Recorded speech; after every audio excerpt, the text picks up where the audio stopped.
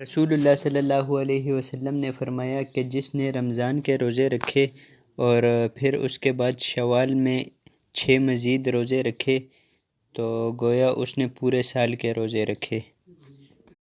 اور دوستو واضح رہے کہ یہ جو 6 روزے ہیں یہ نفلی روزے ہیں۔ اگر کوئی ہماری بہن یہ سمجھ رہی ہے کہ جون سے ان کے رمضان میں روزے رہ گئے ہیں یعنی ماہواری کی وجہ سے، تو اگر آپ ان روزوں کی نیت اور ان روزوں کی نیت ایک ساتھ کر لیں، یعنی کہ اگر آپ اس طرح کرتے ہیں کہ یہ روزے رکھ کر ان 6 روزوں کی بھی نیت کر لیں اور وہ جو آپ کے قضا روزے ہیں ان کی بھی نیت کر لیں، تو اس طرح جائز نہیں ہے۔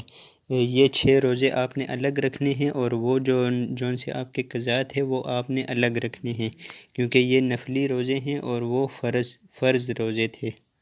تو دوستو جیسا کہ ابھی میں نے آپ کو بتا دیا ہے کہ شوال کے روزے رکھنے کی فضیلت کیا ہے، یعنی پورا سال روزہ رکھنے کا ثواب ملتا ہے یہ 6 روزے رکھنے سے۔ لیکن دوستو آج کی اس ویڈیو میں آپ کو یہ بتاؤں گا کہ ان 6 روزوں کو آپ نے رکھنا کیسے ہے۔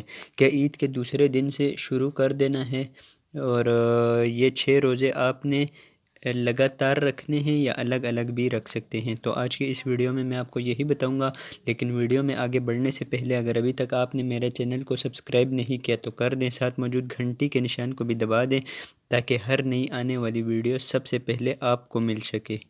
تو چلیے شروع کرتے ہیں اپنے آج کے ٹاپک کو۔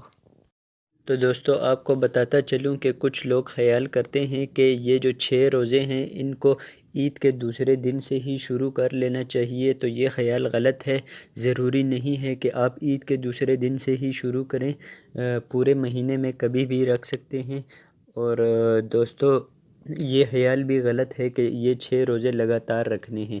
آپ اس طرح بھی کر سکتے ہیں کہ ایک روزہ رکھ کر 2 دن کا گیپ، دوسرا روزہ رکھ کر 3 دن کا گیپ، آپ اس طرح بھی ان روزوں کو رکھ سکتے ہیں۔ تو دوستو امید کرتا ہوں آپ کو آج کی یہ ویڈیو بہت پسند آئی ہوگی۔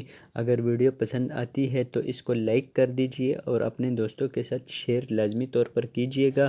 ہمارے چینل کو سبسکرائب کرنا نہ بھولیں۔ مجھے دیجئے اجازت، اللہ حافظ۔